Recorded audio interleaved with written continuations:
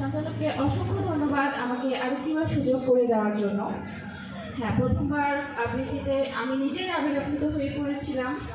তাই এবার আর দুঃখের কবিতা না, এবার একটি জীবনের হিসেব নিয়ে কবিতা। আমাদের জীবনে আমরা অনেক হিসেব নিকেশ করি এবং জেনে বুঝে ভুল করি। অনেক সময় বুঝতে পারি না ভুল করছি, শুধু অন্যের ভুলটাই চোখে পড়ে।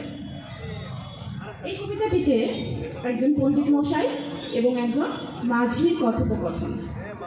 পণ্ডিত মশাই বড্ড শিক্ষিত, মাঝি বেচারা মূর্খ। তাদের মধ্যে কি কথোপকথন হচ্ছে লিখে গেছেন সুকুমার রায়। কবিতার নাম জীবনের হিসাব। বিদ্যে বোঝায় বাবু মশাই চড়ি শখের বোটে।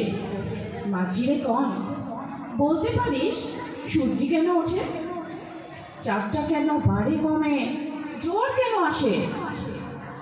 বৃদ্ধ মাঝি অবাক হয়ে ফেলিয়ে হাসে। বাবু বলেন, সারা জনম মরলি রে তুই খাটি, জ্ঞানবি না তোর জীবনটা যে চারি আনায় মাটি। খানিক বাদে কহেন বাবু, বলতো দেখি ভেবে, নদীর ধারা কেমনে আসে পাহাড় হতে নেবে? বলতো কেন লবণ পোড়া সাগর ভরা পানি? মাঝি সে কয়, আরে মশাই অত কি আর জানি। বাবু বলেন, এই বয়সে জানিস নেও কাকি, জীবনটা তোর নেহাত খেলো অষ্ট আনায় ফাঁকি।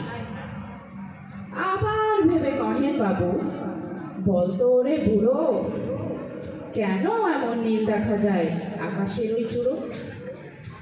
বলতো দেখি সূর্য চাঁদে গ্রহণ লাগে কেন? বৃদ্ধ বলে, আমায় কেন লজ্জা দিচ্ছেন হেন?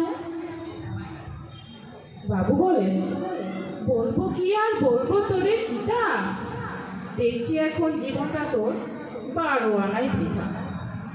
খানিক বাদে ঝড় উঠেছে, ঢেউ উঠেছে ফুলে। বাবু দেখেন নৌকাখানি ডুবলো বুঝি ডুবে। মাঝিরে কন, এ কি বিপদ, ওরেও ভাই মাঝি, ডুবলো নাকি নৌকা এবার, মরবো নাকি আজি? মাঝি শুধায়, সাঁতার জানো? মাথা নাড়েন বাবু। মূর্খ মাঝি বলে, মশাই এখন কেন কাবু? বাঁচলে শেষে আমার কথা হিসেব করো পিছে, তোমার দেখি জীবনখানা 16 আনায় মিছে। ধন্যবাদ।